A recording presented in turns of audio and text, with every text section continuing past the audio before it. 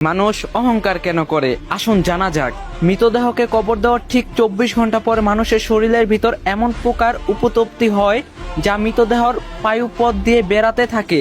তৎসহ এমন দুর্গন্ধ ছড়ায় যা সহ্য করার অসম্ভব। আর ওই দুর্গন্ধ পোকার সমগ্রত পোকাদের নিমন্ত্রণ দেয়।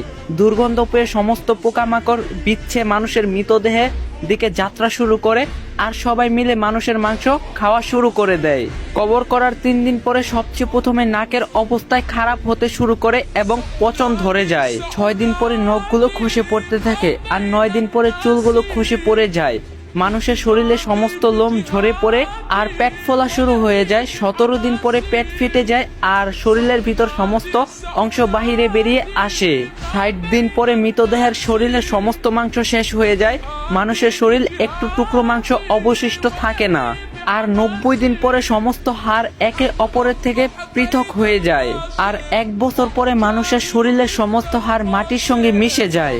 আর যে মানুষের মৃতদেহ কবরস্থ করা হয়েছিল তার সমস্ত অস্তিত্ব মুছে যায়। তো আপনারা যারা এত অহংকার করেন, মারা যাওয়ার পর আপনার অস্তিত্বটাও মুছে যাবে। মারা যাওয়ার পর মানুষ আপনার নামটাও ভুলে যাবে। মারা যাওয়ার পর আপনার এত অহংকারও মাটির সাথে মিশে যাবে।